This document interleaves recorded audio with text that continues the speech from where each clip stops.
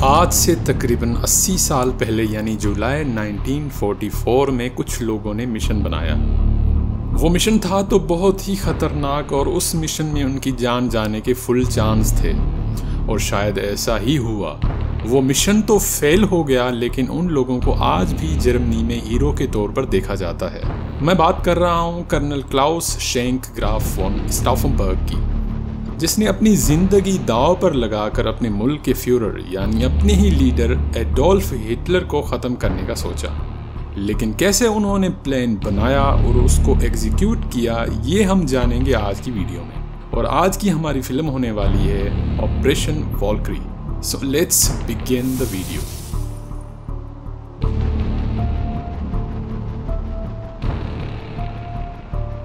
Film की कहानी शुरू करने से पहले मैं आपको एक बात बताना चाहता हूँ, वो ये कि ये फिल्म सच्ची घटना पर बेस्ड है, इसलिए मैंने कुछ फिल्म से हटकर भी रिसर्च की है और वो मैं फिल्म की स्टोरी में मिक्स करके बताऊंगा।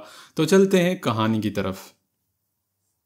फिल्म की शुरुआत में हम कर्नल क्लाउस को देखते हैं, जिसको स्टाफनबर्ग के नाम से बुलाया जाता है और ये साल 1943 है। स्टाफनबर्ग इस वक्त जर्मन मिलिट्री के साथ अफ्रीका के कंट्री ट्यूनीसिया में अपनी ड्यूटी सरंजाम दे रहे हैं। स्टाफनबर्ग एक पेट्रियोटिक जर्मन ऑफिसर है, उससे अपनी कंट्री जर्मन से बहुत ज़्यादा प्यार है, लेकिन उनका फेथ अपने लीडर हिटलर और नाजी रिजीम में धीरे धीरे कमज़ोर होता जा रहा है। यहाँ हम देखते हैं कि ट्यूनीसिया में मौजूद जर्मन मिलिट्री के ऊपर हमला हो जाता है।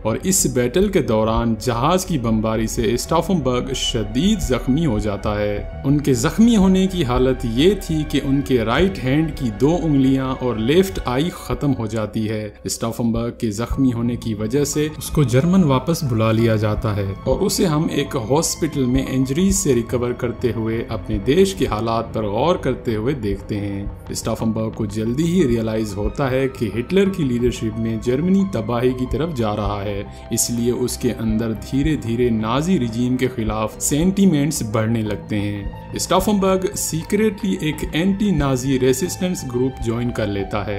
ये ग्रुप हाई रैंकिंग ऑफिसर्स और पॉलिटिकल फिगर्स का नेटवर्क है जो हिटलर की डिक्टेटरशिप को ख़त्म करने का प्लान बना रहे हैं।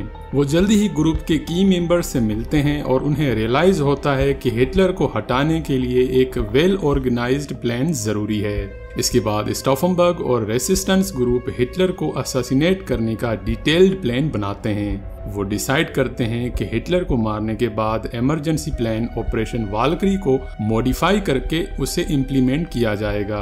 इस मॉडिफाइड प्लान का काम ये था कि नाजी लीडरशिप को डिसमेंटल करके जर्मनी में एक न्यू गवर्नमेंट इस्टेब्लिश करनी है। स्टाफनबर्ग को जनरल फ्रीडरिश के अंडर जनरल स्टाफ में असाइन किया जाता है और यहाँ पे वो हिटलर के इनर सर्कल में घुसपैठ करने लगते हैं। उनकी स्ट्रेटेजी हिटलर की मीटिंग्स में पार्टिसिपेट करना और उनके ट्रस्ट को गेन करना होता है ताकि उन्हें हिटलर को मारने का कोई मौका मिल सके। यहाँ हम रेसिस्टेंस ग्रुप के सारे की मेंबर्स के बारे में जान लेते हैं। रेसिस्टेंस ग्रुप के प्रोमिनेंट मेंबर्स में general Friedrich, major general Henning, general Ludwig Beck और डॉक्टर कार्ल जैसे बड़े ऑफिसर्स होते हैं। ये सब हिटलर रिजीम के खिलाफ यूनाइटेड होते हैं और जर्मनी के फ्यूचर के लिए जेन्युइनली कंसर्न रखते हैं। दरअसल ऑपरेशन वॉल्क्री ओरिजिनली एक इमरजेंसी प्लान था जो नाजी गवर्नमेंट ने इस पर्पज से बनाया था कि अगर कोई अंदरूनी बगावत हो तो रिजर्व आर्मी को एक्टिवेट करके पावर को मेंटेन किया जा सके। स्टाफनबर्ग और उनका ग्रुप डिसाइड करते हैं कि वो इस प्लान को मॉडिफाई करेंगे ताकि हिटलर की डेथ के बाद इमरजेंसी डिक्लेयर करके नाजी लीडरशिप को हटाया जा सके। स्टाफनबर्ग और उनके दूसरे साथी ऑपरेशन वाल्क्री के ऑर्डर्स को ऐसे मॉडिफाई करते हैं कि हिटलर के मरने के बाद तुरंत उन्हें एक्टिवेट किया जा सके। इन मॉडिफाइड ऑर्डर्स का गोल नाजी ऑफिशियल्स और एसएस यानी शुत्सल स्टाफेल को अरेस्ट करना और पावर को रेसिस्टेंस ग्रुप के कंट्रोल में लाना होता है।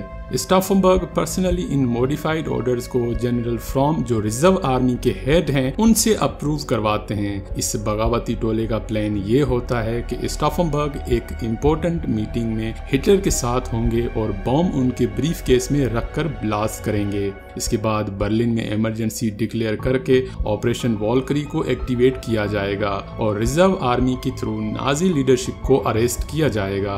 बॉम्ब कैसा होना चाहिए और कितना होना चाहिए इसके बारे में भी बहुत एहतियात से काम लिया जाता है। मेजर जनरल हेनिग और कर्नल कोइनहाइम बॉम्ब की लॉजिस्टिक हैंडल करते हैं। ये बॉम्ब एक ब्रिटिश मेड एक्सप्लोजिव डिवाइस होता है जिसे स्पेशली हिटलर को मारने के लिए स्मगल किया जाता है।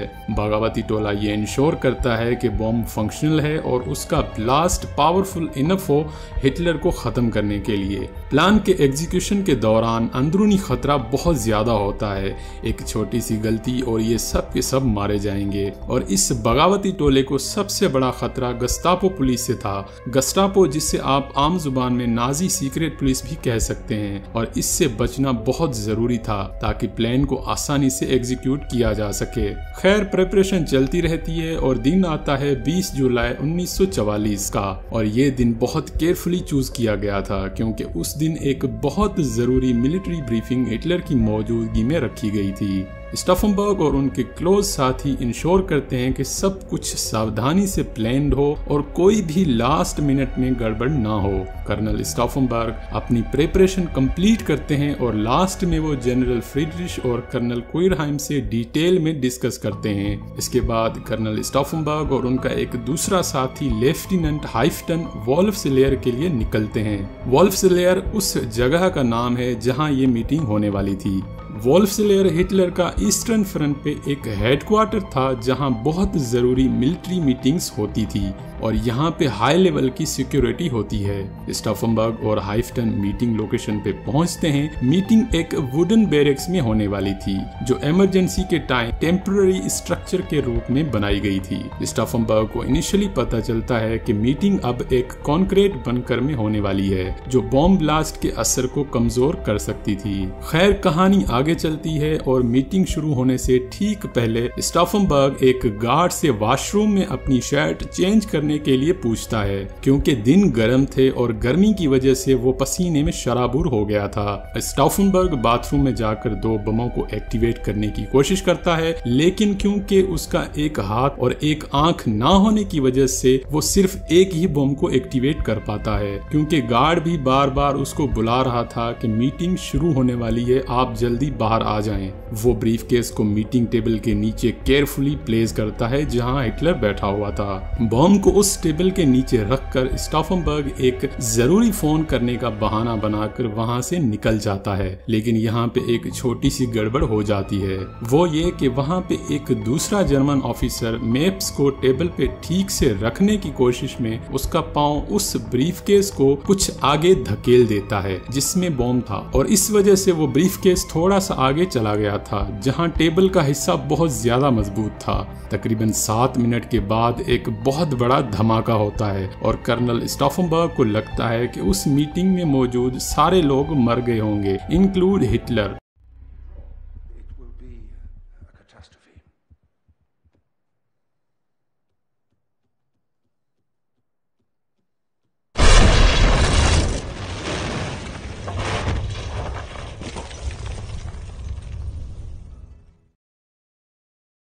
कर्नल स्टाफनबर्ग और उनका साथी हाइफ्टन वहां से जल्दी बर्लिन की तरफ से निकलते हैं ताकि ऑपरेशन वाल्करी को एक्टिवेट कर सकें। यहाँ मीटिंग के दौरान बॉम्ब एक्सप्लोड होता है। ये एक्सप्लोजन मीटिंग रूम को डिस्ट्रॉय कर देता है और इसमें कई ऑफिसर्स मारे जाते हैं। इनिशियली रिपोर्ट्स में ये लगता है कि हिटलर भी मर गया होगा। बर्लिन वापस जाकर स्टाफनबर्ग और उनके ग्रुप के मेंबर्स ऑपरेशन वाल्करी को एक्टिवेट करते हैं। जनरल फ्रेडरिश ऑर्डर इशू करते हैं ताकि रिजर्व आर्मी को मोबिलाइज करके बर्लिन के की पॉइंट्स को सिक्योर किया जा सके, और उन ऑर्डर्स में एसएस और गस्टापो के टॉप ऑफिशियल्स को अरेस्ट करना और नाजी गवर्नमेंट को डिसमेंटल करना होता है।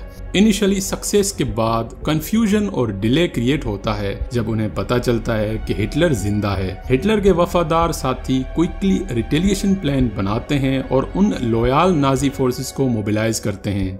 जनरल फ्रॉम जो इनिशियली बगावती टोले को सपोर्ट कर रहा था वो भी जल्दी से साइड स्विच करते हैं और स्टॉफनबर्ग समेत बाकी सब लोगों को अरेस्ट करवा देते हैं। इसके बाद हम देखते हैं कि जनरल फ्रॉम स्टॉफनबर्ग और उनके साथियों के अगेंस्ट कोर्ट मार्शल कंडक्ट करते हैं और बिना किसी देरी के उन्हें डेथ सेंटेंस सुना दिया जाता है। 20 जुलाई 1944 की रात को ही स्टॉफनबर्ग और उनके साथियों को फायरिंग स्क्वाड के थ्रू एग्जीक्यूट करके मौत के घाट उतार दिया जाता है।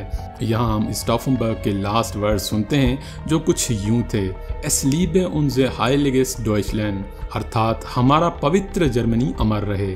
इन्हीं अल्फाज के बाद उन्हें गोली मार दी जाती है और उनके आखिरी वक्त में बोले जाने वाले ये शब्द बताते हैं कि उनको अपने मुल्क से कितनी मोहब्बत थी। शायद इसलिए हर साल 20 जुलाई को पूरे जर्मनी में स्टॉफनबर्ग की याद मनाई जाती है। खैर, फिल्म में आगे दिखाया जाता है हिटलर के सर्वाइवल के बाद नाजी रिजीम एक एक्सटेंसिव पर्क शुरू करते हैं। कॉन्स्पिरेसी के सस्पेक्टेड मेंबर्स और उनकी फैमिलीज को अरेस्ट कर लिया जाता है। लगभग 5000 लोगों को अरेस्ट किया जाता है और उन्हें टॉर्चर्स और कई किस्म की तकलीफें दी जाती हैं। उनमें से बहुत लोगों को मार दिया जाता है और कुछ को गैस चेंबर में डालकर ख़त्म कर दिया जाता है। ऑपरेशन वालकरी के फेलियर के बाद जर्मन मिलिट्री में लॉयलिटी की टेस्टिंग और रिप्रेशन शुरू हो जाती है। हिटलर का अपने ऑफिसर्स पे भरोसा ख़त्म हो जाता है, इसलिए उनको बार बार अपनी वफादारी पेश करनी पड़ती है। Initially Nazi propaganda machine operation Valkyrie के बगावती टोले को गद्दार और बुजदिल के रूप में पोर्ट्रे करते हैं, लेकिन वार खत्म होने के बाद और नाजी रिजीम के डाउनफॉल के बाद उस बगावती टोले को एक डिफरेंट लाइट में देखा जाता है। स्टॉफनबर्ग और उनके साथियों को हीरोज और शहीद के रूप में रिकॉग्नाइज किया जाता है जिन्होंने जुल्म के खिलाफ स्टैंड लिया था। फिल्म खत्म होते होते एक होपफुल मैसेज देती है कि हिस्ट्री के सबसे बुरे टाइम में भी कुछ लोग ऐसे होते हैं जो इंसानियत के हाई लेवल पे रैंक करते हैं और वो जुल्म के खिलाफ जान देने से भी नहीं कतराते। तो दोस्तों, ये थी आज की वीडियो और हम मिलते हैं अगले किसी बेहतरीन वीडियो में। तब तक के लिए टेक केयर।